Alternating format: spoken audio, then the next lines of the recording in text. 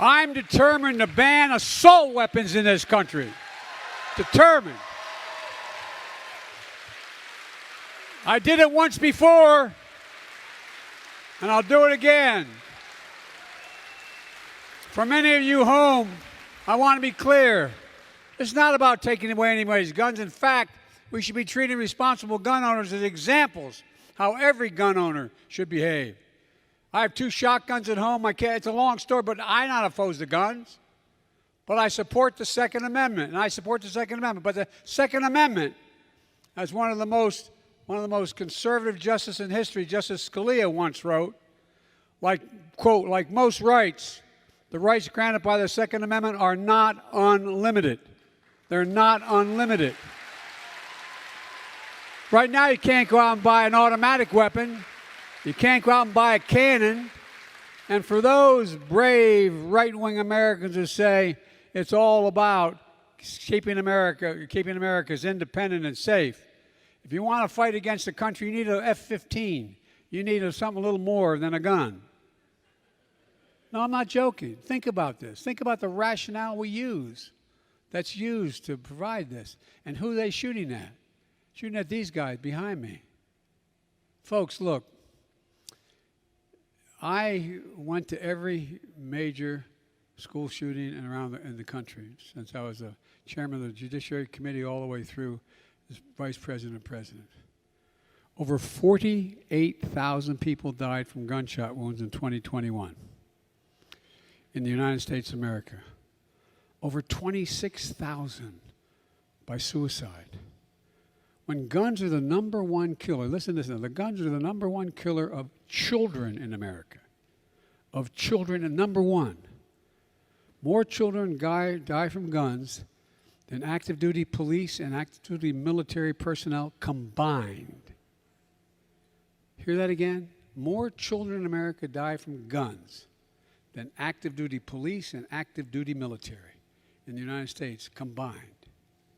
We have to act. We have to act for those families in Buffalo, Uvalde, Newtown, El Paso, Parkland, Charleston, Las Vegas, Orlando. I've been to every one of those sites. Sit down with those parents. I spent 4 hours last time. Met with every single one of the parents and families that lost someone. See the looks in their faces. Think about it. Think about the devastation that's occurred. We have to act for all those kids gunned down on our streets every single day that never make the news. There's a mass shooting every single day in this country, in the streets of America, every single day.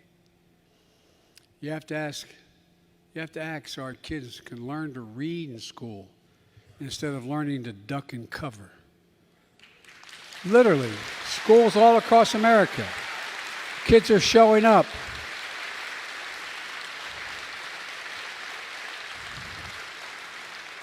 The psychological damage done to our kids, not just COVID, but COVID, what it's impacted, how it's impacted us. And on top of that, a child going to school, children see this on television. You know, we're living in a country awash with weapons of war. Weapons that weren't designed to hunt or designed to take on an enemy. That's what they were designed to do. For God's sake, what's the rationale for these weapons outside of a war zone? They inflict severe damage. When I was recently in Uvalde, I almost hesitate to say to some of the kids in here, you know what some of the parents had to do? Supply DNA. Supply DNA. Because the AR-15 just rips the body apart. Could not identify the body. A 20-year-old kid can walk in and buy one? DNA to say that's my baby. What the hell's the matter with us? No, I'm not joking. Think about it. What are we doing? And by the way, my dad used to love to hunt in the Poconos when we lived in Scranton. How many deer or bear wearing Kevlar vests? Huh? Not a joke. Do you realize the bullet out of an AR-15 travels 5 times as rapidly as a bullet shot out of any other gun? 5 times, is lighter, and can pierce Kevlar.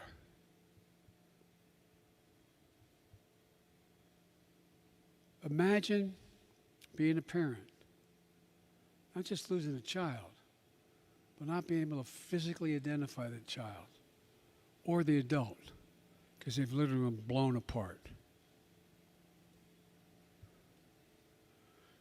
We equip our service members with the most lethal weapons on earth to protect all of us, protect Americans. But we require them to receive significant training, extensive background checks, mental health assessments.